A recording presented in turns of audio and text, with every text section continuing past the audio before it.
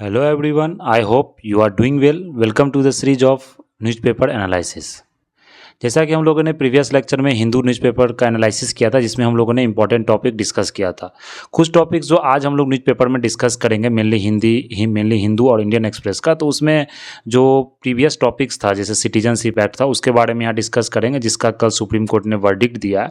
तो वो देखेंगे उसमें कौन कौन सा आर्टिकल इंपॉर्टेंट है और वेरियस जो डिफरेंट जजमेंट्स आया, तो वो जजमेंट्स के बारे में हम लोग यहाँ पर डिस्कस करेंगे।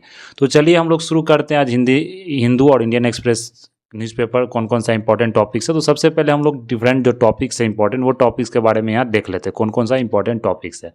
तो अगर यहाँ पर हम सबसे पहले इंपॉर्टेंट टॉपिक्स की यहाँ बात करें, जो इंपॉर्टेंट टॉपिक्स आपको है, सबसे पहले असम वर्डिक्ट है। जो सिटीजनशिप एक्ट था सेक्शन 6 है, जो सिटीजनशिप एक्ट था 1955 का, तो उसमें मेनली वो किससे रिलेटेड था, वो असम रीजन से रिलेटेड था आपको। तो ये सबसे पहला इसमें जो जो इंपॉर्टेंट आर्टिकल्स आपको है, वो आर्टिकल्स इंपॉर्टेंट हो जाता है एग्जाम पॉइंट ऑफ व्यू से। और डिफरेंट जो आप मतलब मेंस का जो आंसर लिखते हैं, उसमें भी जो डिफरेंट जजमेंट्स है, वो जजमेंट्स आप लिख सकते हैं।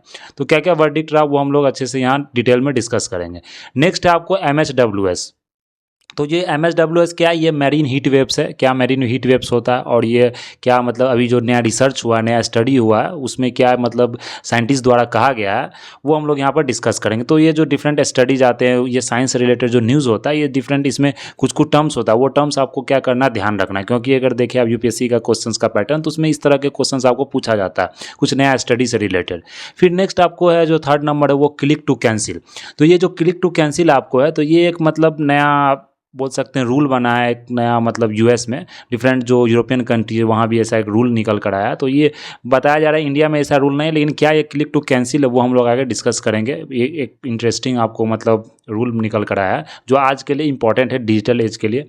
फिर नेक्स्ट है UBI पॉलिसी। UBI क्या है, यूनिवर्सल बेसिक इनकम, जो कि बहुत ही चर्चित टॉपिक है अगर आप इंडिया के केस में देखें, क्योंकि डिफरेंट कंट्रीज इसे अपना चुकी है UBI पॉलिसी। तो इंडिया में क्या फिजिबिलिटी है, क्या मतलब जो कॉन्स्टेंट है, क्या मतलब इस रिलेटेड प्रोज है कौन से, वो अच्छे से हम लोग यहाँ डिस्कस करेंगे UBI पॉलिसी। क्योंकि एक इंपॉर्टेंट, आपको इसे ज़्यादा प्रीलिम्स में तो क्वेश्चंस नहीं पूछा जा सकता, क्योंकि किसी तरह का इसमें ऑब्जेक्टिव नहीं बन सकता, लेकिन यस, इससे जो आप एस्से का आंसर या किसी तरह का एथिक्स का आंसर या डिफरेंट जो सोशल ऑब्जेक्टिव्स होता है या सोशल जो इशूज़ का जो आंसर्स होता है, उसमें इस चीज़ को आप लिख सकते हैं। किसी तरह से जब पॉवर्टी को कम करना है, उस तरह का हम जो डिबेट है, वो हम आज आर्टिकल में डिस्कस करेंगे। नेक्स्ट है आपको SDG फोकस। जो SDG फोकस है, सस्टेनेबल डेवलपमेंट्स गोल्स, उसका क्या फोकस है वो डिस्कस करेंगे। कितने गोल्स है इसमें, और क्या मतलब इसके थ्रू जो आर्टिकल आया है, क्या इंडिया ने अचीव किया है ये SDG गोल्स में, तो वो हम लोग यहाँ पर डिस्कस करेंगे।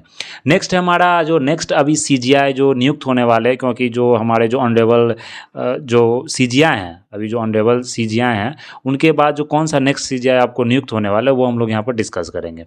और जानते हैं क्या प्रोसेस होता है CGI का नियुक्त होने का, मतलब वो आप लोग जानते ही होंगे, क्योंकि आपने पढ़ा भी होगा पॉलिटी चैप्टर में।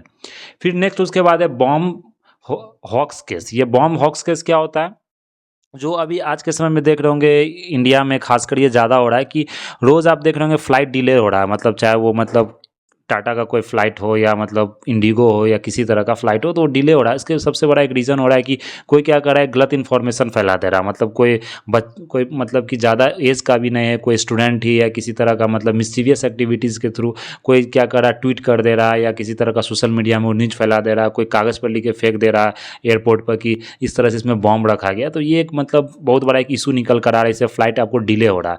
तो ये मतलब बहुत जो सरकार ने इस पर कुछ एक नया नियम लाया है, कि क्या नियम है वो हम लोग यहाँ पर डिस्कस करेंगे। फिर नेक्स्ट आपको मुसानेद एक मतलब एक ऐप है जो डेवलप किया गया है सऊदी अरेबिया द्वारा। क्या ये ऐप है, किसके अंदर में क्या मतलब इंक्लूड किया गया, वो यहाँ पर डिस्कशन करेंगे।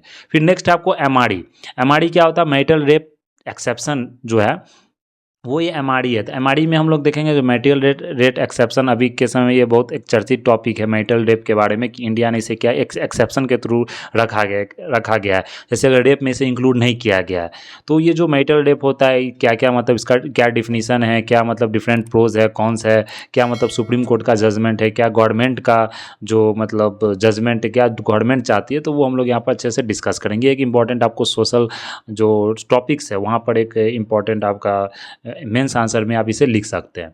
फिर नेक्स्ट आपको टैक्स शेयर, तो टैक्स शेयर की बात करेंगे। जो नेक्स्ट आपको last but not list, but ये टैक्स शेयर जो आपको टॉपिक है, इसमें क्या कि कितना आपको टैक्स गवर्नमेंट ने इस बार आपको कलेक्ट किया है, कौन सा टैक्स कितना करी, चाहे वो जीएसटी हो या डायरेक्ट टैक्स से रिलेटेड हो, इनडायरेक्ट टैक्स से रिलेटेड, वो हम लोग यहाँ डिस्कस करेंगे। तो ये हमारा जो 10 टॉपिक है आज का, एक इंपॉर्टेंट टॉपिक्स है जो आपके एग्जाम पॉइंट ऑफ व्यू से, चाहे वो बीपीएससी हो, चाहे वो स्टेट पीसीएस हो, या डिफरेंट टाइप्स ऑफ जो यूपीएससी हो, तो वहाँ से आपको यह सब क्वेश्चन पूछा जाता है, इसलिए जो इंपॉर्टेंट टॉपिक्स वो हमने यहाँ सेलेक्ट किया। तो चलिए विदाउट वेस्टिंग आवर टाइम हम लोग टॉपिक बिगिन करते हैं यहाँ पर। तो सबसे पहला जो टॉपिक है वो आपको जो असम का वर्डिक्ट है वो देखते हैं यहाँ पर। तो अगर ये जो असम का वर्डिक्ट हुआ तो वो हम लोग ने कल भी डिस्कस किया था। ये 5 जज बेंच का एक वर्डिक्ट आया जिसमें कि 4 जजेस ने आपको वर्डिक्ट में एक साइड हुए और एक जज का अपोजिट वर्डिक्ट था। तो ये जानते हैं कि जो मेजोरिटी का केस होता है वही वर्डिक्ट को फाइनल माना जाता। तो ये मेजोरिटी का केस हुआ, इसमें जो सिटीजनशिप एक्ट था जो 1955 का सेक्शन 66 है, उसे क्या किया गया, उसे कॉन्स्टिट्यूशनली वैलिड माना गया। तो ये आपको सबसे पहले ध्यान रखना है, सेक्शन 6 से क्या होता है वो हम लोग ने कल भी डिस्कस किया था, इसे वैलिड यहाँ पर माना गया। तो क्या इसके पीछे का जो हिस्ट्री है वो थोड़ा सा यहाँ पर डिस्कस कर लेते हैं, जो कि कुछ कुछ जो आर्टिकल्स है वो इंपॉर्टेंट हो जाता है आपके प्रीलिम्स पॉइंट ऑफ व्यू से।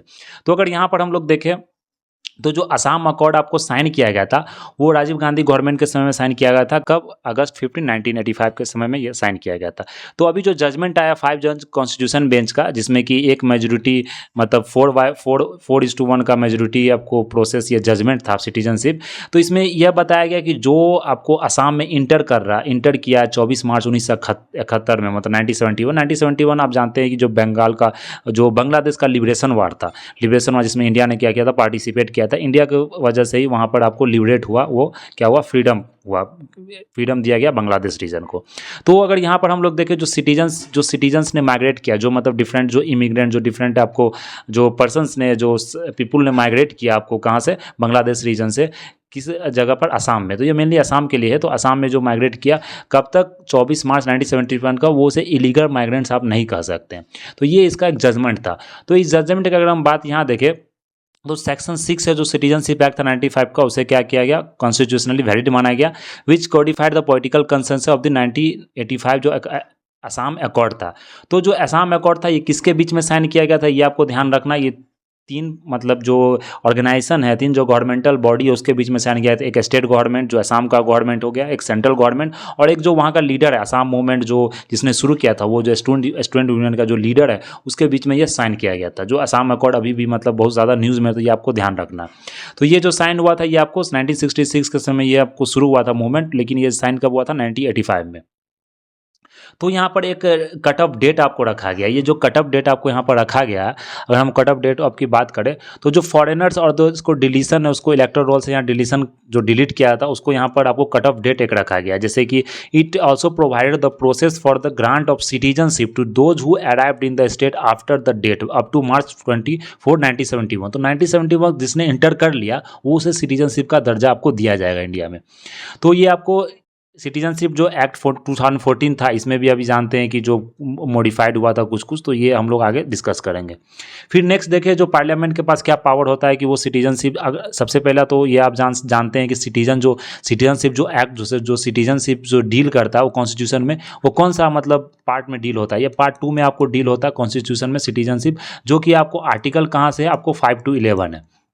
तो ये आपको सबसे पहले ध्यान रखना, क्योंकि एक बेसिक क्वेश्चन से ये सबको आना चाहिए। ये क्वेश्चन में आपको डायरेक्ट पूछा जा सकता है। अगर इस बार का अगर आप यूपीएससी का क्वेश्चन देखें तो एक बेसिक क्वेश्चन से आपको एनसीईआरटी से उठा के वो पूछा। इतना हार्ड क्वेश्चन इस साल का जो यूपीएससी था आपको वो उतना ज़्यादा टफ क्वेश्चन नहीं था, क्योंकि जो एक्सपेक्टेशन था स्टूडेंट्स का, क्योंकि जो 2023 में एग्जाम हुआ था उसमें क्वेश्चन का लेवल बहुत ज़्यादा हाई था, तो बहुत ज़्यादा क्रिटिसिज्म भी हुआ। तो इससे यूपीएससी ने क्या किया, इस बार क्वेश्चन को लेवल ही बहुत ज़्यादा डाउन कर दिया। तो इस तरह का क्वेश्चन आपको कभी पूछा जा सकता है। तो किसी मतलब टॉपिक्स को आप मतलब ये मत समझिए वहाँ से क्वेश्चन इस तरह का नहीं पूछा। तो ये आपको कुछ कुछ आर्टिकल जो न्यूज़ में है वो क्वेश्चन आपसे पूछा जा सकता है। जैसे इस बार इमरजेंसी का पार्ट पूछा गया था, तो इमरजेंसी का पार्ट जो पार्ट 20 है वो बहुत स्टूडेंट को नहीं था, क्योंकि वो क्या था, छोटा सिंपल चीज़ होता है, स्टूडेंट समझते इस तरह का क्वेश्चन नहीं पूछ सकता। ये आपको मेनली स्टेट पीसीएस में, लेकिन इस तरह से ऐसा नहीं कि बीपीएससी भी यूपीएससी भी इस तरह का क्वेश्चन आपसे पूछती है। तो जो नेक्स्ट हमारा है, यहाँ पर पार्लियामेंट के पास ये पावर होता है, क्योंकि मेनली जो सेक्शन, अगर आप मतलब जो इसका अगर आर्टिकल देखें, जो आर्टिकल 5 to 11 तो वो सिटीजनशिप से आपको डील करता है। लेकिन जो एंट्री लिस्ट है, जो एंट्री लिस्ट 17 माना जाता है, वो यूनियन लिस्ट है। यूनियन लिस्ट के पास ये पावर होता है। यूनियन लिस्ट में ही मेंशन है मेनली सिटीजनशिप का जो एक्ट को आप अमेंड कर सकते हैं। तो ये मेनली आपको सेंट्रल गवर्नमेंट के पास पावर होता है। तो जो लीगल स्कीम ग्रांटिंग सिटीजनशिप होता है, जो माइग्रेटेड पाकिस्तान से किया था, जो आर्टिकल 6 और 7 में दिया गया कॉन्स्टिट्यूशन में, वो आपको डील करता है मेनली किससे, पाकिस्तान से जो माइग्रेशन हुआ था। लेकिन जो 6 है वो क्या है, एक्सेप्शन है। वो सिर्फ मतलब कि ईस्ट बांग्लादेश में, ईस्ट पाकिस्तान जिसे बांग्लादेश लास्ट में माना गया बाद में, तो यहाँ से इसे प्रोविजन किया गया, इसे अमेंड किया गया कि जो सिर्फ बांग्लादेश से आपको आसाम में इंटर करता, उसके लिए सेक्शन 6A आपको बना था। तो यहाँ पर जो CGI चंद्रचूड़ है, उन्होंने बोला कि जो आर्टिकल 6 और 7 है वो आपको सिर्फ सिटीजनशिप आपको किसके लिए डिटरमाइन करता है, 26 जनवरी जो 1958 तक आपको इंडिया में पहुंच गया था, जो आ गया था पाकिस्तान रीजन से, तो उसके लिए वो डिटरमाइन। लेकिन सेक्शन 6 है, ये जानते हैं 1971 तक हम लोग इसे डील करते हैं। ये मेनली आपको एक्सेप्शन है, ये एक तरह से सेंटर इसे क्या कर सकता है, अमेंड कर सकता है, कॉन्स्टिट्यूशनली अमेंड सेंटर के पास पावर है, वो कर सकता है। तो ये आपको यहाँ पर ध्यान रखना है। एंट्री 7 में यूनियन लिस्ट में आपको मेंशन है कौन सा, ये मतलब सिटीजनशिप जो आपको सेंटर क्या कर सकता है, अमेंड कर सकता है, ये आपको ध्यान रखना। फिर जैसे आर्टिकल 11 देखें तो इसमें आर्टिकल भी इंपॉर्टेंट हो जाता है। तो आर्टिकल 11 जो कॉन्स्टिट्यूशन है वो पार्लियामेंट में क्या कहता है, आर्टिकल अंडर द पार्लियामेंट क्या कर सकता है, उसमें कोई भी प्रोविजंस को with respect to acquisition termination, किस तरह से सिटीजनशिप को एक्वायर करना है आपको, किस तरह से सिटीजनशिप आपका आपसे छीन लिया जाएगा या आपसे ले लिया जाएगा, उसको ये डिटरमाइन करता है कौन, आर्टिकल 11। ये आपको ध्यान रखना है। जैसे आर्टिकल 6 और 7 है, ये आपको मेनली जो पावर था, मेनली जो पावर है पार्लियामेंट का, ये पावर इससे नहीं ले सको। ये मेनली आपको पाकिस्तान से रिलेटेड ये पावर बनाया गया कि पाकिस्तान से अगर आप इंटर किए हैं इंडिया में, तो उसके लिए आर्टिकल 6 और 7 आपको क्या करता है, डील करता है। फिर अगर नेक्स्ट यहाँ पर हम लोग देख लें तो बताया जा रहा जो यहाँ पर डिफरेंट जो जजमेंट था, उन्होंने डिफरेंट जजेस ने जैसे बोला कि मैग्नीट्यूड जो इन्फ्लक्स है आसाम से, वो जानते हैं कि पॉलिटिकल जो कल्चरल राइट्स है वो इसको हैम्पर करता है। तो जैसे आर्टिकल 29 की हम लोग बात करें, जो 21 of the constitution, 29 clause 1 of the constitution में क्या होता है कि कल्चरल राइट्स को आपको क्या करना, प्रोटेक्ट करना। जो मतलब माइनॉरिटी सिटीजन्स है या माइनॉरिटी स्टेट्स है, जो वहाँ के जो सिटीजन्स रहते हैं, जैसे आसाम हो गया, कोई भी नॉर्थ ईस्टर्न स्टेट्स है, वहाँ कल्चरल राइट्स हम लोग देते हैं किसी भी मतलब जो पार्टिकुलर जो माइनॉरिटी कम्युनिटी होता है उसे।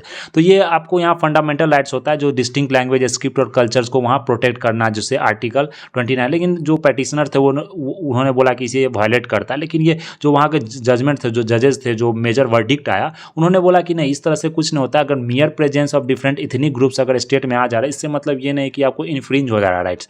अगर जैसे कोई स्टेट में मतलब 1,00,000 आदमी रह रहे हैं, उसमें अगर आपको 50-100 आदमी अगर बाहर से आ जा रहा है, तो इसका मतलब ये नहीं कि आपका वो राइट्स को, आपके कस्टम्स को, आपके कल्चर्स को वो क्या कर रहा है, वायलेट कर रहा है, आपके कल्चर्स को वो क्या कर रहा है, मिंगल कर रहा है, या मतलब किस तरह से नुकसान पहुंचा रहा है। तो ये आप आर्टिकल 29 लगा के इसे मतलब वायलेट नहीं बता सकते। तो ये मतलब मेजर जो जजमेंट था, मेजर जो जजेस थे, उनका ये एक जजमेंट था।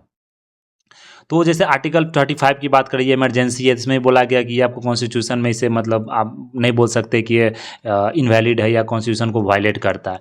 तो जैसे कि SC का जो रूलिंग हुआ था, ये रूलिंग आपको याद रखना है, जो क्या था, ये Sarbananda Sonowal versus union of India, जो 2005 का एक रूलिंग था। इसमें बताया गया कि कोर्ट ने बताया कि इलीगल जो इमिग्रेशन होता है उसे हम डिफिनीशन ऑफ एक्सटर्नल एग्रेशन के रूप में जानते हैं, कि इलीगल अगर इमिग्रेशन हो रहा है तो हम लोग समझेंगे उस समय आप एक्सटर्नल एग्रेशन के रूप में वहाँ इमरजेंसी लगा सकते हैं। तो ये मतलब उस समय इसे सुप्रीम कोर्ट ने क्या किया था, आपको वैलिड बताया था। तो ये आपको डिफरेंट चीज़ यहाँ पर ध्यान रखना है। जैसे आसाम अकॉर्ड की हम लोग बात करें, क्लॉज 5 सिटीजनशिप में, तो इसमें जो स्टूडेंट था 1979 में, उसने क्या किया, इस तरह से मतलब वहाँ पार्टिसिपेट किया। फिर उसके बाद आसाम अकॉर्ड आया, तो अकॉर्ड में जानते हैं कि तीनों गवर्नमेंट ने आपको क्या किया, यहाँ पर साइन किया, जो 24 मार्च 1971। तो फिर अगर यहाँ पर हम देख ले, जो इसके बाद आया, इसके बाद ही आपको सिटीजनशिप मिलेगा। ऐसा नहीं कि इसके बाद नहीं मिलेगा, लेकिन इसके बाद जब मिलेगा तो 10 साल तक आपको इलेक्टोरल रोल्स में आपका नाम नहीं होगा। तो ये आपको यहाँ पर ध्यान रखना। उसके बाद नाम को रिस्टोर कर दिया जाएगा, आपको सिटीजनशिप का ग्रांट दिया जाएगा। फिर जो 1985 में था, उसमें बताया गया असम अकॉर्ड में 6 जो इंट्रोड्यूस सिटीजनशिप एक्ट 1955 में। तो ये मेनली इसी का आपको यहाँ पर ब्रीफ में दिया गया। फिर आप जानते हैं जो सिटीजनशिप एक्ट 2019 था, इसमें बहुत ज़्यादा मतलब प्रोटेस्ट हुआ, रोड पर बहुत सारे प्रोटेस्ट भी हुए थे। इसमें क्या आपको मेंशन किया गया था सेक्शन 6B में, कि सिटीजनशिप एक्ट है जो दिसंबर 13, 2040 तक इंडिया में मतलब इंटर कर गया है, ये कट ऑफ डेट रखा गया था।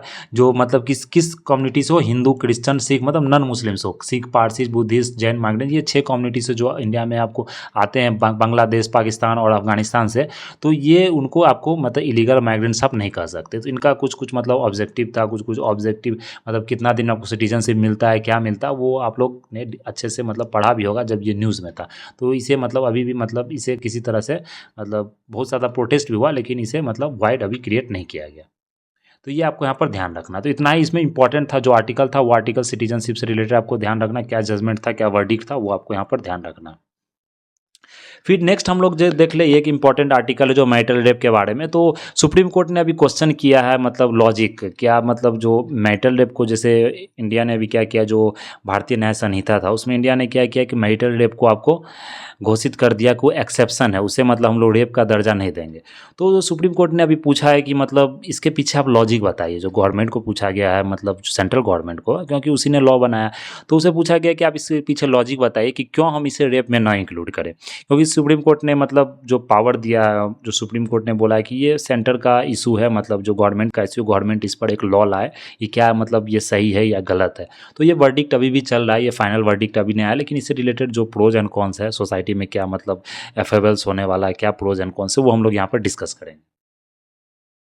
तो जैसे यहाँ पर बताया गया, सुप्रीम कोर्ट ने थर्सडे को क्वेश्चन किया था कि लॉजिकल बिहाइंड पेनल लॉ। तो इसमें बताया गया जो मतलब हस्बैंड द्वारा जो मतलब किसी तरह का असॉल्ट किया जाता है वाइफ पर, फोर्स जो सेक्स किया जाता है मतलब किसी तरह पर बिना मतलब अगर प्रेशर बनाकर, या वो मतलब अगर मैरिड रिलेशंस में आते हैं, मैरिटल रिलेशंस में, तो एक तरह से ये आपको रेप नहीं माना जाएगा। लेकिन उसमें भी एक एक्सेप्शन था जो सुप्रीम कोर्ट ने आपको दिया था। तो यहाँ सुप्रीम कोर्ट ने इस चीज़ को ही पूछा गया, मतलब एक जो मनोज मित्रा करके मतलब कुछ एक जो बॉडी है, उस बॉडी से, जो all India democratic women association है, उस बॉडी से भी एक पूछा गया कि मतलब क्या इंस्टीट्यूशन ऑफ मैरिज को डिस्ट्रॉय कर देता है। क्योंकि जो सेंट्रल गवर्नमेंट ने जो मतलब अपना लॉजिक दिया, उसमें बोला कि इंडिया का एक सेक्रीमेंट मैरिज को यहाँ सेक्रेड माना जाता है। अगर हम इस तरह से लॉ लेकर आते हैं मैरिटल रेप में, तो क्या होगा, जो मैरिज एक इंस्टीट्यूशन है वो क्या होगा, एक ध्वस्त हो जाएगा, मतलब वो इंस्टीट्यूशन रहेगा ही नहीं। जैसे वेस्ट में आप देख ले, तो वहाँ पर ये लॉ बना हुआ, तो वहाँ मैरिज को उस तरह से सेक्रेड नहीं माना जाता, उसे एक कॉन्ट्रेक्चुअल एग्रीमेंट माना जाता है। तो ये इंडिया में क्या होगा, जो मैरिज एक सैक्रेड सेरेमनी है या एक सैक्रेड इशू माना जाता है, वो इंस्टीट्यूशन ब्रेक हो जाएगा। तो ये मतलब मेनली सेंटर का जो लॉजिक है वो दिया जा रहा है। तो इसमें जो एक्सेप्शंस है, क्या मतलब लॉजिक है, वो हम लोग यहाँ पर अच्छे से डिस्कस कर लेते हैं। क्योंकि क्या होता है, एक सोशल टॉपिक है, मतलब सोसाइटी में से रिलेटेड इश्यूज होता है, वहाँ पर ये आप लिख सकते हैं, किसी तरह का एसेज में लिख सकते हैं या इथिक्स में लिख सकते हैं। तो ये क्या होता है, एक एक्सेप्शनल टॉपिक होता है, जैसे कि तो यहाँ पर अगर हम लोग देख ले, जो कॉन्स्टिट्यूशन वैलिडिटी, आपको जो ये आपको ध्यान रखना, जो एक्सेप्शन 2 ऑफ सेक्शन 375, इसमें इंडियन पेनल कोड है, जिसे अभी चेंज करके क्या किया गया, एक्सेप्शन 2 ऑफ सेक्शन 63 ऑफ भारतीय न्याय संहिता 23। इसमें क्या किया गया, जो फॉर्मल प्रोविजंस था, तो लीगल इम्यूनिटी दिया गया इंडियन हस्बैंड्स को, जो सेक्सुअल इंटरकोर्स और acts by man with his wife provided she is not the 18 years of age do not constitute rape. अगर वो मतलब जो लेडीज़ है, मतलब जो फीमेल है, वो 18 ईयर्स अगर नीचे है तो रेप माना जाएगा, लेकिन 18 ईयर्स से अबव है तो मैरिज के अंदर वो रेप नहीं माना जाएगा, कंसेंट हो या कंसेंट नहीं हो। तो ये मतलब बेसिक थिंग्स है आपको मैरिटल रेप का।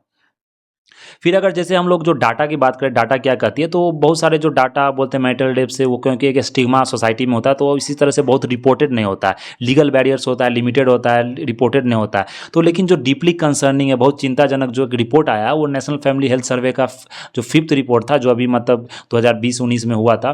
तो ये रिपोर्ट में बताया गया कि नियरली 1/3, मतलब 1/3 वुमेन, मतलब समझ सकते हैं कि मतलब अगर यहाँ पर 1/3 क्या हो गया, मतलब समझिए 30-33% वुमेन ऐसा मतलब यहाँ बताया जा रहा है कि मतलब एक्सपीरियंस किए फिजिकल और sexual violence at the hands of their husband. तो अपने हस्बैंड के हैंड से मतलब कि उसने क्या किया, फिजिकल और जो सेक्सुअल वायलेंस है उसने उसे क्या क्या एक्सपीरियंस किया।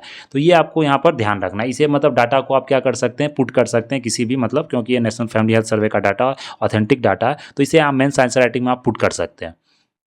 अगर ग्लोबल स्टैटिस्टिक्स की बात करें, तो ये भी आप मतलब कि लगभग इसे लिख सकते हैं कि 3/4 ऑफ ऑल सेक्सुअल असल्ट्स जो मतलब होता है, 3/4 क्या हो गया, कम से कम 70% 80% जो जितना सेक्सुअल असल्ट होता है, वो मेनली किसके द्वारा किया जाता है, किसी बाहर व्यक्ति द्वारा नहीं किया जाता, वो इंटीमेट पार्टनर्स द्वारा ये किया जाता है, या कोई रिलेटिव्स द्वारा ही किया जाता है, फैमिलियर होता है मतलब वुमेन का, उसके द्वारा ही किया जाता है। ये आपको यहाँ पर डाटा याद रखना। तो ये एग्जैक्ट फिगर नहीं है, लेकिन इस तरह का डाटा आप क्या कर सकते हैं, पुट कर सकते हैं। तो ये क्या होता है, एक आंसर में आपको एज देगा। फिर अगर नेक्स्ट हम लोग देख ले, जो एक्सेप्शंस की यहाँ बात करें, तो जो एमआरई है वो कॉलोनियल रेलिक है, कॉलोनियल एक रूल में उसी तरह से ये रूल बनाया गया था, वही रूल अभी भी यहाँ पर जो इंडियन गवर्नमेंट भी चला रही है। तो ये सुप्रीम कोर्ट का जो Joseph Shine versus in union of India का जो रूलिंग था, उसमें यहाँ बताया गया कि हस्बैंड और wife became a single entity after marriage. तो हस्बैंड वाइफ क्या होता है, नहीं बोलते हैं मतलब जैसे अब शादी हो गया तो मतलब एक जान बन गया, तो मतलब एक मतलब बोल सकते हैं लीगल एग्जिस्टेंस मिला, उस सिंगल एंटिटी बताया जा रहा है उसे, मतलब एक तरह से सेक्रेट के रूप में बताया जा रहा है। तो the very being of legal existence of the women is super suspended during the marriage. तो फिर जो लीगल एग्जिस्टेंस होता है वुमेन का, जो वुमेन एक मतलब आप एक सिटीजन की तरफ देखते हैं, या एक तरह से बोल सकते हैं आप अलग से एक मतलब मनुष्य की तरह देखते हैं, वो क्या होता है कम हो जाता है। तो ये मतलब इस तरह से बताया गया है कि उनका जो राइट्स है, चाहे वो राइट टू इक्वलिटी हो या राइट टू मतलब पर्सनल फ्रीडम हो, राइट टू मतलब बॉडी इंटीग्रिटी हो या ऑटोनॉमी हो, वो क्या होता है ख़त्म हो जाता है। तो ये एक मतलब जो बोल सकते हैं कॉलोनियल रूल था, कॉलोनियल मतलब माइंडसेट था, लेकिन उसे भी अभी क्या किया जा रहा है, कंटिन्यू किया जा रहा है। तो जैसे एक ब्रिटिश जूडिस्ट था मैथ्यू हेले, उसने मतलब 1736 में लिखा था, husband can not be guilty of rape committed by himself upon his wife. तो ये इसने बताया था कि जो अगर जो मैट्रिमोनियल कंसेंट होता है उसके अंदर क्या होता है, वाइफ के पास ये पावर नहीं होता कि वो मतलब अपने हस्बैंड को कहे रेपिस्ट है, या मतलब किसी तरह का हस्बैंड के पास पावर होता है कि वो बिना कंसेंट से भी क्या कर सकता है, आपको रिलेशंस बना सकता है, वो सेक्सुअल रिलेशन या जो फिजिकल रिलेशन वो बना सकता है। तो ये मतलब एक बोल सकते हैं कॉलोनियल आपको माइंडसेट है। फिर अगर यहाँ पर देख लो जो सुप्रीम कोर्ट का जो चैलेंजेज है सुप्रीम कोर्ट पर आया, तो इसमें यहाँ बताया गया कि जो इसे रेप करार दिया जाए, तो क्योंकि ये वुमेन का कंसेंट के थ्रू नहीं हो रहा है। लेकिन अगर जैसे अगर अब इसमें यह जो पेटिशनर का क्या मतलब इधर से जो मतलब कहना है कि जैसे कि अगर अगर वुमेन अगर मैरिड नहीं है, तो अगर मैरिड नहीं है तो अगर आप जैसे इस तरह का बिना वुमेन कंसेंट का किसी तरह का मतलब फिजिकली या सेक्सुअली वायलेंट करते हैं, वो मतलब जो वायलेशन होता है, तो जो उसमें क्या होता है कि आपको पनिशमेंट दिया जाता है 10 साल 15 साल का, या लाइफ इम्प्रीजनमेंट भी दिया था, फाइन भी दिया था। लेकिन जब भी आप मैरिज कर लेते हैं, इस चीज़ को आप क्यों मतलब कि नेगलेक्ट कर रहे हैं कि वो मतलब वहाँ पर रेप नहीं हो सकता। ये एक मतलब बीच में एक डिबेट है, ये बहुत बड़ा डिबेट है जो अभी चल रहा है, सोसाइटी के डिफरेंट स्टेक होल्डर से ये पूछा जा रहा है, ये मतलब एक मतलब चर्चा किया जा रहा है किस तरह से इस पर मतलब निजात पाया जा सके। तो ये आपको यहाँ पर ध्यान रखना है। तो जैसे यहाँ पर देख सकते पहले क्या था, 15 ईयर्स ओल्ड था, मतलब जगह 15 ईयर्स से अगर ज़्यादा है उससे नीचे नहीं होना चाहिए, उससे ज़्यादा मतलब 15 ईयर्स से अबव होना चाहिए, तभी जाके ये आपको रेप नहीं कहलाएगा। लेकिन उसे सुप्रीम कोर्ट ने जो जजमेंट था उसमें 18 ईयर्स कर दिया, जो independent through versus union of India का जजमेंट था उसमें 18 ईयर्स बढ़ा के कर दिया। तो ये आपको यहाँ पर ध्यान रखना। तो ये मतलब एक इंपॉर्टेंट टॉपिक, इसे आप पढ़ सकते हैं, इसमें क्या क्या मतलब यहाँ पर लिखा गया है। फिर और डिफरेंट यहाँ पर जजमेंट के बारे में यहाँ बताया गया कि जो सिविल रिमेडीज एक्ट होता है, जैसे वुमेन फॉर डोमेस्टिक वायलेंस, इसके थ्रू भी वुमेन कंप्लेन कर सकती है। लेकिन यहाँ जुडिशियल सेपरेशन, मॉनिटरी कंपनसेशन दिया जाता है, इसमें ये नहीं कि उसे जेल में आप डाल दीजिएगा। जैसे आर्टिकल 14 है, वो गारंटी करता है इक्वल प्रोटेक्शन ऑफ राइट। तो ये जो मैरिटल रेप एक्सेप्शन है, ये डिस्टिंक्ट क्लासेस कर देता है किसके बीच में, मैरिड वुमेन में और अनमैरिड वुमेन में। तो ये सब्सटेंटिव जो लॉ होता है, जो इक्वालिटी होता है, वो क्या करे, सोसाइटी आपको फेल कर रही है तो वायलेट कर रही है आर्टिकल 15 क्लॉज 1, जिसमें नॉन डिस्क्रिप्शन होना चाहिए, नॉन डिस्क्रिमिनेशन होना चाहिए ऑन द बेसिस ऑफ क्या, जेंडर। फिर जैसे राइट टू प्राइवेसी है, बॉडली इंटीग्रिटी है, जो आर्टिकल 21 में, तो ये आपको ध्यान रखना है क्योंकि ये एग्जाम में पूछा गया राइट टू प्राइवेसी किस आर्टिकल के अंदर आता है। तो आर्टिकल 21 एंड बॉडली इंटीग्रिटी, तो ये इसके अंदर भी क्या जो जो पुट्टा स्वामी जजमेंट था उसमें बताया गया था, तो ये बॉडली इंटीग्रिटी इसे भी मतलब कि ये वायलेट करता है, जो मैरिटल जो रेप एक्सेप्शन है। तो ये सब यहाँ पर लिख सकते हैं। तो यहाँ पर इसे अभी कोर्ट ने स्ट्राइक डाउन नहीं किया, लेकिन अभी आगे देखिए क्या मतलब जजमेंट आता है, क्या इससे निकल कर गवर्नमेंट क्या रूल निकालती है, तो वो हम लोग आगे क्या करेंगे यहाँ पर डिस्कस करेंगे। डिफरेंट जैसे कर्नाटक हाई कोर्ट ने इसे मतलब एक बार बोल भी दिया था कि ये सही है कि मतलब यहाँ रेप करार दिया जाए, लेकिन फिर भी उस जजमेंट को उतना मतलब आपको जो लेवल पर जो पैन इंडिया लेवल पर उसे एक्सेप्ट नहीं किया गया था। तो ये आपको यहाँ पर ध्यान रखना। फिर अगर हम लोग यहाँ पर नेक्स्ट जो देखें, तो ये टॉपिक है डिस्कशन का, इसमें मतलब एंडलेस डिस्कशन भी हो सकता है वुमेन राइट्स पर। तो वुमेन राइट्स एक अलग ही टॉपिक हो जाता है, उसमें एंडलेस डिस्कशन आप कर सकते हैं हर एक एंगल से, चाहे पॉलिटिकल हो, इकोनॉमिकल हो, चाहे वो मतलब कल्चरल हो, रिलीजियस हो। तो ये बहुत सारा एंगल होता है, उससे आप डिस्कशन इससे बढ़ा सकते हैं। तो ऐसे का एक मतलब टॉपिक ही आ सकता है वुमेन राइट पर, और हर एक साल ये एक टॉपिक आपको आता ही है वुमेन रिलेटेड इशू से। नेक्स्ट है हमारा सऊदी अरेबिया ने क्या किया, लॉन्च किया digital space for wage protection. तो डिफरेंट जो जितने भी इमिग्रेंट्स होते हैं, जितने भी लेबर इंडिया से जाते हैं या कहीं से वुमेन वर्किंग जो होता है वहाँ पर, उसके लिए सऊदी अरेबिया ने एक मतलब पोर्टल बनाया है, वो ऐप बनाया है, जिसका ऐप का नाम क्या है, हम लोग ने अभी देखा था, जो ऐप का नाम है सानेद, मुसानेद। तो ये आपको ध्यान रखना है, ऐप का नाम क्या है, मुसानेद। तो ये ऐप के थ्रू क्या होगा कि जितने भी वर्कर्स है उसको मतलब आपको इन्फॉर्मेशन दिया जाएगा, जितने भी एशियन कंट्री से वर्कर आते हैं, इंडिया, बांग्लादेश या कहीं से, तो उनको या क्या होगा, एम्प्लॉय को आपको मतलब इन्फॉर्मेशन दिया जाएगा, उनका क्या मतलब वर्क है, कितना दिन तक एम्प्लॉयमेंट कॉन्ट्रैक्ट्स है, और किसी तरह का अगर उन पर कोई मतलब जो स्टेबिलिटी होता है या प्रोटेक्शन होता है उनके बारे में उसको बताया जाएगा। तो ये सब आपको यहाँ पर ध्यान रखना। तो मुसानेद ये ऐप किसके द्वारा, सऊदी अरेबिया द्वारा लॉन्च किया गया, इतना ही इसमें इंपॉर्टेंट है। फिर नेक्स्ट जो इंपॉर्टेंट इशू है जो आज बहुत न्यूज़ में आज के समय में है, जैसे बॉम्ब हॉक्स केस जो होता है, ये क्या होता है कि मतलब कि जो बॉम्ब हॉक्स केस का जो ऑफेंडर्स होगा, जो ये गलत न्यूज़ आपको दे रहा है, मतलब तो उसे नन नो फ्लाई लिस्ट में डाल दे, मतलब वो कभी भी आपको फ्लाइट में ट्रैवल नहीं कर सकता। ये मतलब एक तरह से पनिशमेंट दिया जा रहा है, और बहुत सारा पनिशमेंट के द्वारा रखा गया। जो इंटर मिनिस्ट्रियल जो कंसल्टेशन हुआ तो उसमें एयरक्राफ्ट एक्ट को अमेंड किया जा रहा है। जैसे 5 ईयर इम्प्रिजनमेंट भी दिया जाएगा, ऑफेंडर्स को नो फ्लाई लिस्ट में भी डाला जाएगा।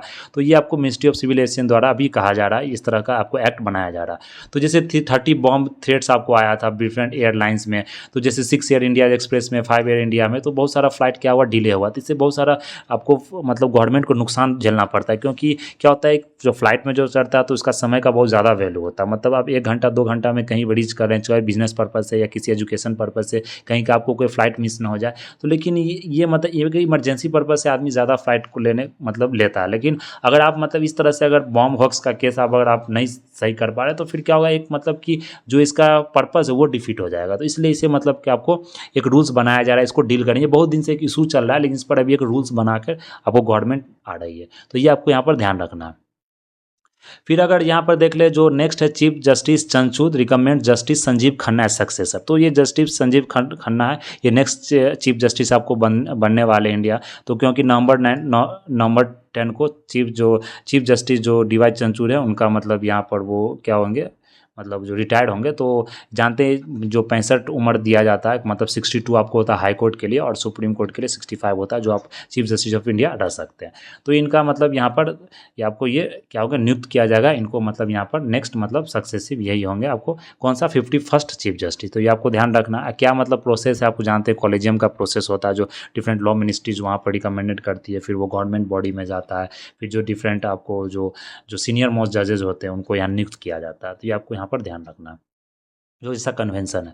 फिर जस्टिस खन्ना है, इनका जो रिटायरमेंट होगा 13/2025 को होगा। मतलब मेनली आप समझ सकते हैं इनका, अगर आप देखें तो ये अगर 2024 में नवंबर में हो रहे तो मेनली तो आप ये 6-7 ही महीना के लिए हमको जस्टिस बनेंगे, मतलब CJI बनेंगे। तो इतना आपको यहाँ पर ध्यान रखना। नेक्स्ट हम लोग यहाँ पर डिस्कस करें अगर SDG गोल के बारे में। तो जो SDG गोल आप जानते हैं, सबसे पहले बेसिक आप देख लें SDG में क्या होता है। SDG में 17 गोल्स होता है, वो सब जानते हैं। SDG जो UN जनरल असेंबली द्वारा ये बनाया गया है, 17 गोल्स होता है इसमें। और क्या होता है 169 टारगेट्स होता है, जो कि मतलब क्या है कि 2015 से जो पहले मिलेनियम डेवलपमेंट गोल था, फिर 2015 से 2030 तक इसको टारगेट को क्या करना, कंप्लीट करना। तो ये आपको ध्यान रखना, क्योंकि ये UPSC में भी पूछा भी गया पिछले साल, मतलब पिछले साल ये बोल सकते हैं, या डिफरेंट जो PYQ देखेंगे तो उसमें ऐसा क्वेश्चन पूछा गया। तो इस नहीं है कि आपको ये 17 याद रखना है, मतलब क्योंकि ये एग्जाम में आप मेंस में भी इसे लिख सकते हैं, क्योंकि अगर किसी भी क्वेश्चन को आप लिंक करते हैं SDG गोल से, डेवलपमेंट्स इशू से, तो वो एक मतलब आपको एज देता है आंसर राइटिंग में। तो जैसे अगर यहाँ पर अगर देख ले, जो आपको फर्स्ट नंबर जो SDG गोल्स है, no poverty, zero hunger second है, थर्ड क्या है, good health and wellbeing, quality education, gender equality, clean and water and sanitation, affordable clean energy, decent work, industry, reduce inequality, sustainable cities, responsible consumption production, climate action. जैसे ये question पूछा, life below water, life on land, peace and justice, strong institutions, partnership for the goals. ये 17 goals आपको यहाँ पर ध्यान रखना। तो ये क्वेश्चन पूछा जाता है, जैसे विषय याद करना चाहे वो किसी तरह का निमोनिक्स, हम निमोनिक्स भी बताएंगे आप लोग को बाद में कि किस तरह से आप इसे याद कर सकते हैं। फिर अगर यहाँ पर देखें जो इंडिया SDG फोकस यहाँ बताया गया है, तो अभी जो इंडिया का जो G20 समिट हुआ था न्यू दिल्ली में, तो उसमें इस तरह से आपको यहाँ पर इम्प्लीमेंटेशन बोला गया, किया जाना चाहिए UN एजेंडा जो 2030 तक है सस्टेनेबल डेवलपमेंट्स गोल का। तो ये SDG समिट हुआ था आपको कहाँ पर, यूनाइटेड नेशन हेडक्वार्टर में। तो ये समिट हुआ था, इसमें आपको 17 सस्टेनेबल गोल्स के बारे में बताया गया। और समिट ऑफ द फ्यूचर ये टुक प्लेस हुआ था, कहाँ पर हुआ था, ये आपको UN हेडक्वार्टर्स में हुआ था, SDG समिट हुआ था इसमें। और ये कमिटेड किया गया बहुत मेंबर नेशन से किस तरह से गोल को अचीव किया जाए। तो यहाँ पर अगर देखें तो ह्यूमन डेवलपमेंट अगर इंडेक्स की बात करें जो UNDP द्वारा निकाला जाता है, ये आपको ध्यान रखना, UNDP द्वारा क्या निकाला जाता है, ह्यूमन डेवलपमेंट इंडेक्स जो रिपोर्ट होता है वो। तो ये इसमें जो अमर्त्य सेन थे उन्होंने, और जो मजमूल हक थे वो उन्होंने मिलकर ये निकाला था, आपको दिया था। तो यहाँ पर अगर देखें इनके बुक जो फ्रीडम है, तो उन्होंने फ्रीडम को क्या डिफिनीशन दिया, development is a process of expanding the real freedom that people enjoy.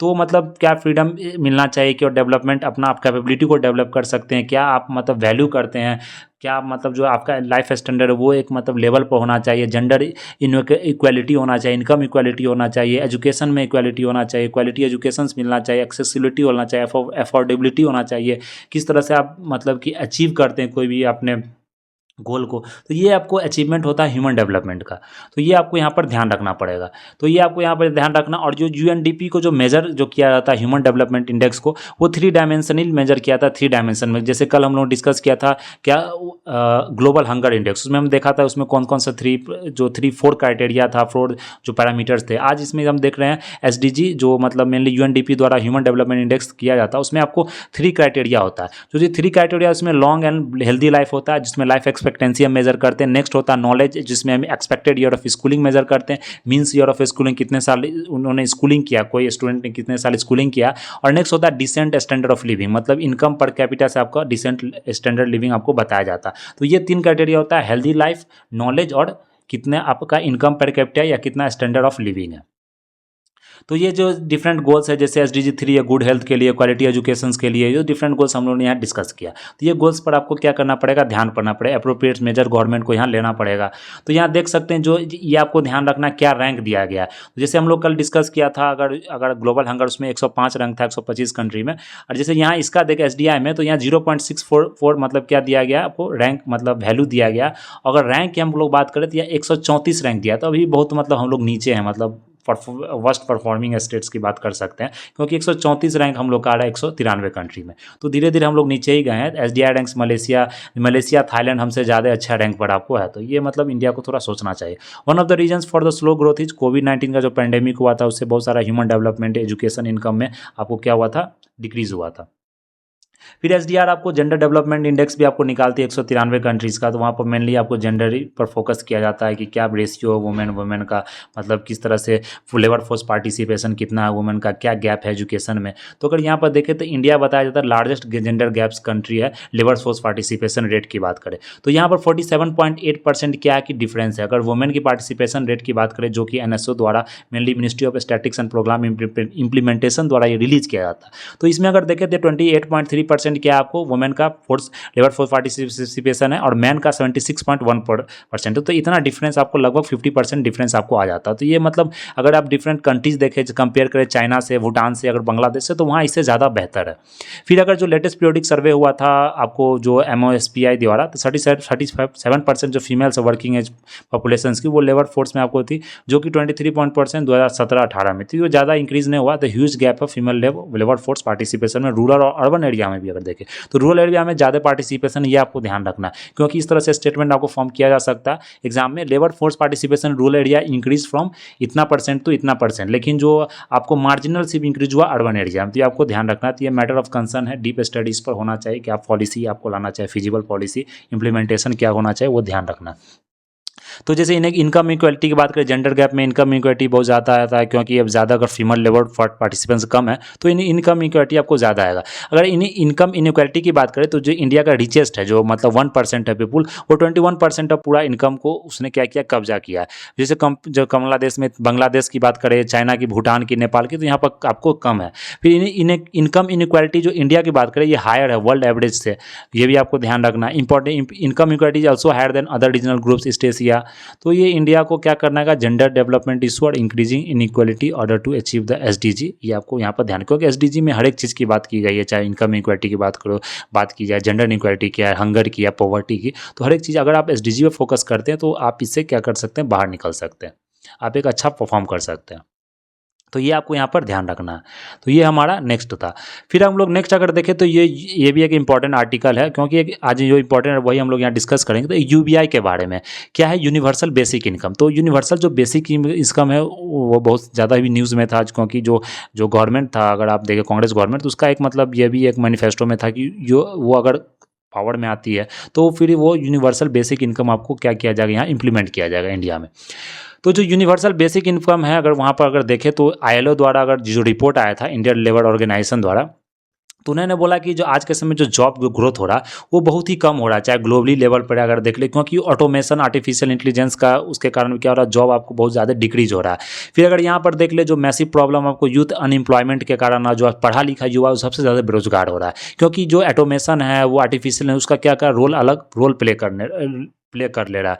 अगर जैसे यहाँ क्या हो रहा था, इसको जॉबलेस ग्रोथ का नाम दिया जा रहा है, तो जॉब क्रिएशन का लैग्स है जो अलार्मिंग आपको इनइक्वालिटी भी आपको बढ़ा रहा है। तो इसलिए यूबीआई बहुत ज़्यादा न्यूज़ में, किस तरह से आप यूनिवर्सल बेसिक इनकम पे करके दे करके मतलब क्या कर सकते हैं, एक मतलब जो सोसाइटी है, सोसाइटी में एक मतलब इक्वालिटी को मेंटेन कर सकते हैं। तो सोसाइटल क्या है, ये सोशल सेफ्टी नेट है जो अक्रॉस वर्ल्ड में इस पर चर्चा किया जा रहा है, बहुत सारे कंट्री ने इसे इम्प्लीमेंट भी किया है। लेकिन इसमें क्या अभी दिक्कत आ रही है कि जो यूबीआई का अगर अगर कुछ कुछ पॉलिसी देखें, जैसे मतलब इंडिया में अगर इस तरह को इसे बढ़ाया जा रहा है, तो अगर यहाँ पर जैसे डाटा की बात करें तो इकोनॉमिक सर्वे ने इम्प्लीमेंट बोला था इस पोटेंशियल पॉलिसी को मतलब हम लोग इम्प्लीमेंट कर सकते हैं। लेकिन जैसे कि जैसे जनधन आधार मोबाइल ट्रिनिटी है, तो ये क्या है, इसे इंफ्रास्ट्रक्चर एक मतलब बनाया गया है, इसमें गवर्नमेंट क्या सेंट्रल गवर्नमेंट वहाँ अगर पैसा अगर भेजती है तो वो डायरेक्ट क्या होता है, बेनिफिट से जो बेनिफिशियरी होता है उसके अकाउंट में डायरेक्ट जाता है, ये डायरेक्ट बेनिफिट ट्रांसफर है। तो ये लेकिन सब ग्रुप को नहीं दिया था, ये बहुत सारे जो वल्नरेबल ग्रुप थे उनको दिया जाता है, या कोई वुमेन है या कोई चिल्ड्रन है अफेक्टेड है तो उनको ये दिया जाता है। ये मेनली वल्नरेबल ग्रुप को आपको दिया था, इसे यूनिवर्सल बेसिक इनकम नहीं कर सकते हैं।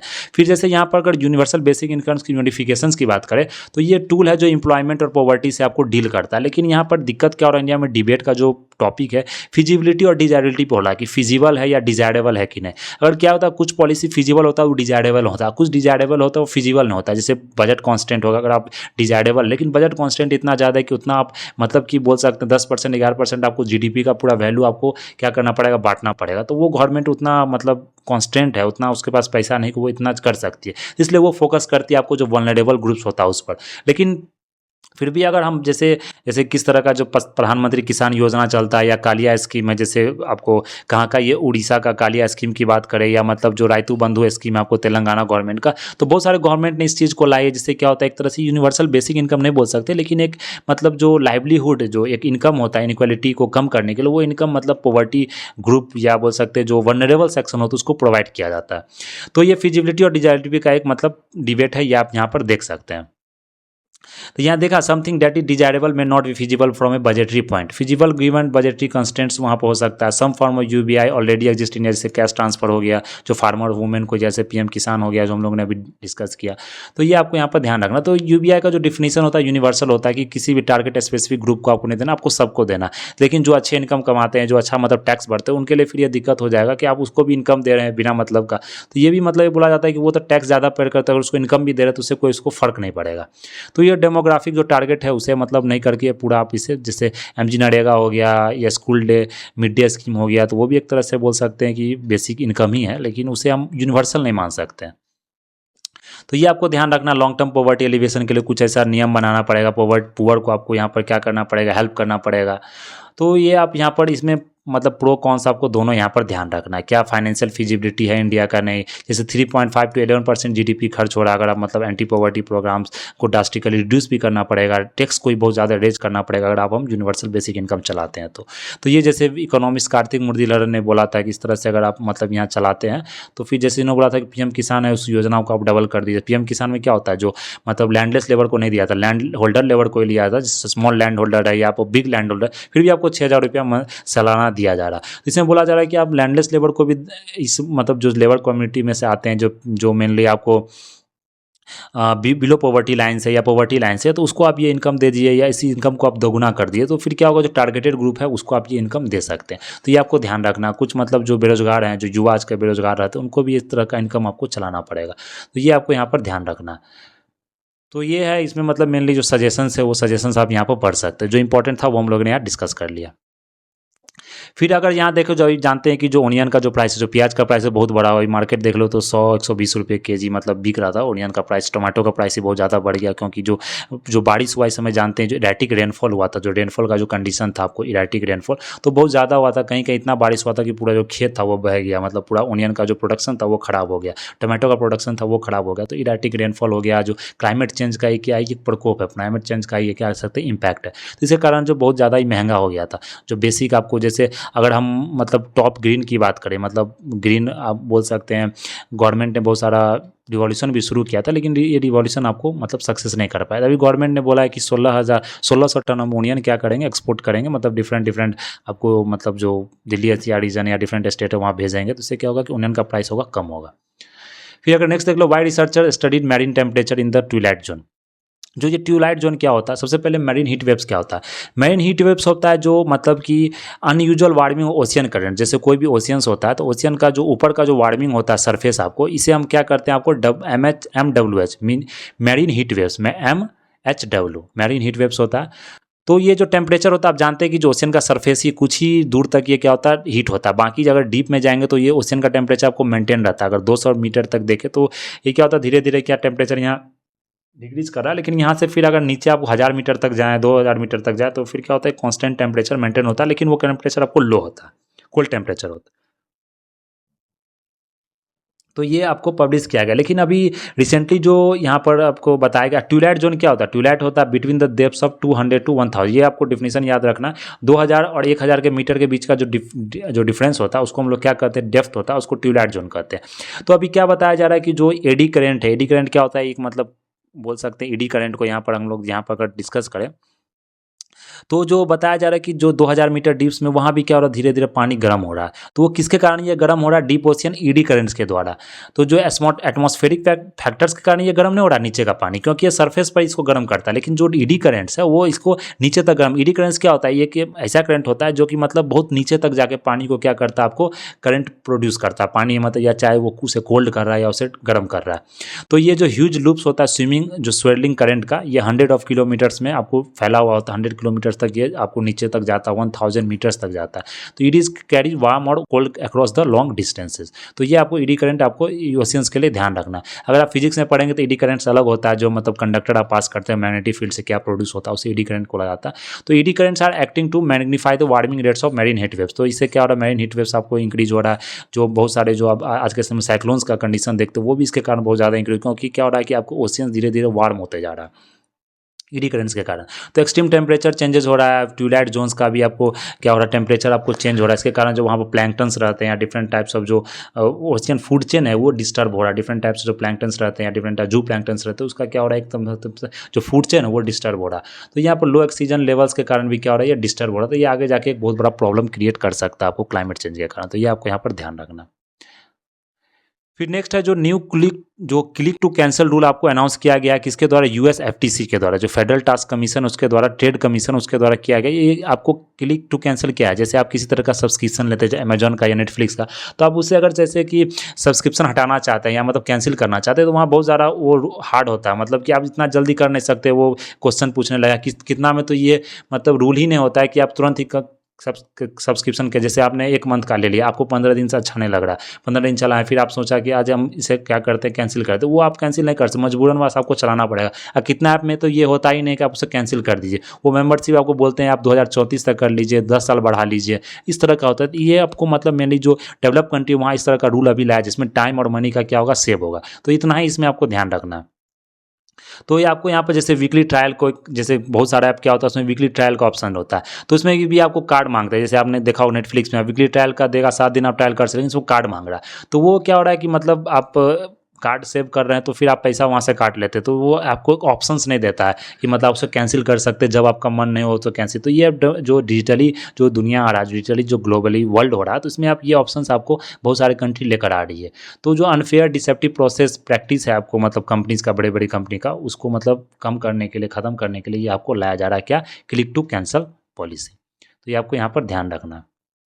इंडिया ने इस अभी इस तरह का रूल नहीं लाया, लेकिन इंडिया भी आपको जैसे मतलब धीरे धीरे, क्योंकि इंडिया में भी जो बड़ा मार्केट है, चाहे अमेजन का हो या एडोब का हो, इस तरह का मार्केट आपको फैल रहा है। तो ये आपको इंडिया भी इस रूल को लेकर आ सकती है। फिर अगर नेक्स्ट देख ले जो डायरेक्ट, अगर नेक्स्ट जो टॉपिक है हमारा, हम लोग ने डिस्कस कर लिया जो मेन टॉपिक्स था। अगर नेक्स्ट टॉपिक देख ले तो इसमें है direct tax share up to 50% of total tax revenue. तो इस पर डायरेक्ट टैक्स का जो रिवेन्यू था वो आपको बहुत ज़्यादा आया है। तो डायरेक्ट टैक्स का कलेक्शंस की अगर हम लोग बात करें इस बार, तो यहाँ देख सकते हैं जो टैक्स टू जीडीपी रेशियो आया है इस बार 11.7%। इंपॉर्टेंट होता है, ये डायरेक्ट पूछा भी जा सकता है आपको, जैसे बीपीएससी का एग्जाम हो रहा है या किसी स्टेट पीसीएस का, वहाँ डायरेक्ट पूछा जा सकता है। ये direct tax to GDP ratio 6.6%, indirect tax to GDP ratio 5.1% है। फिर प्रोपोर्शन डायरेक्ट इनडायरेक्ट टैक्स कितना है, 56 पॉइंट। तो यहाँ देख दें तो ज़्यादा जो गवर्नमेंट को पैसा आ रहा है वो डायरेक्ट टैक्स से आ रहा है 56 पॉइंट और 43, जिसमें कि आपको मेनली इनकम टैक्स से ही ज़्यादा आता है। फिर जो कॉर्पोरेट टैक्स है वहाँ से आता है, फिर इनडायरेक्ट टैक्स में जीएसटी से ज़्यादा आता है। तो state tax to GDP ratio देख ले 5.5% ऑफ जीडीपी है। फिर अगर नेक्स्ट यहाँ पर देख ले जो पर्सनल आपको जो यहाँ पर सेंटर को क्या मतलब पर्सनल जो इनकम टैक्स है या कॉर्पोरेट टैक्स है कितना कितना होता है, ये आपको अगर इसमें तो आपको ये नहीं याद रखना, इसमें आपको ये याद रखना क्रोनोलॉजी। तो पर्सनल टैक्स से सबसे ज़्यादा आया, फिर कॉर्पोरेट टैक्स से सेकंड नंबर में, थर्ड सेकंड नंबर में आपको जीएसटी है, थर्ड नंबर में क्या आपको कॉर्पोरेट टैक्स है, आपको ज़्यादा टैक्स आया। और अदर इनडायरेक्ट से कस्टम एक्साइज यहाँ से इतना 5.5 लाख करोड़ आया। तो ये आपको पर्सनल टैक्स, फिर आपको जीएसटी, फिर कॉर्पोरेट टैक्स। तो ये आपका जो पर्सनल हमारा इनकम टैक्स है वो प्रोग्रेसिव जानते हैं, जितना आपको इनकम होगा उसी हिसाब से आपको टैक्स पे करना पड़ेगा। यही प्रोपोर्शनल होता है कॉर्पोरेट इनकम टैक्स पर। लेकिन इनडायरेक्ट जीएसटी होता है, ये रिग्रेसिव होता है। मतलब गरीब है, जैसे आप पार्ले जी बिस्किट खरीद रहे हैं तो आप गरीब है, आप मतलब आप 100 रुपया भी अगर कमा रहे हैं तो आपको उतना ही पैसा पे करना पड़ेगा, और जो लाख रुपया कमा रहा है उसको इतना ही पड़ेगा। ये रिग्रेसिव टैक्स होता है, इसमें किसी तरह का इनकम का डिफरेंस नहीं होता। तो बेटर पॉलिसी आपको अगर अच्छा, मतलब इंडिया का पॉलिसी इसलिए अच्छा ही माना जा रहा है क्योंकि ये जो अगर इनडायरेक्ट टैक्स से ज़्यादा अगर आपको डायरेक्ट टैक्स से गवर्नमेंट को कलेक्शन हो रहा है तो इसका मतलब कि आपको इकोनॉमी अच्छा ग्रो कर रहा है। तो ये आपको ध्यान रखना है। फिर टैक्स बॉयंसी की बात करें तो टैक्स बॉयंसी का डिफिनीशन याद रखना, ये यूपीएससी ने पूछा है definition direct. Percentage change in tax revenue upon percentage change in nominal GDP, GDP के हिसाब से कितना टैक्स आपको कलेक्शन हुआ गवर्नमेंट को, वो टैक्स बॉयंसी को बताता है।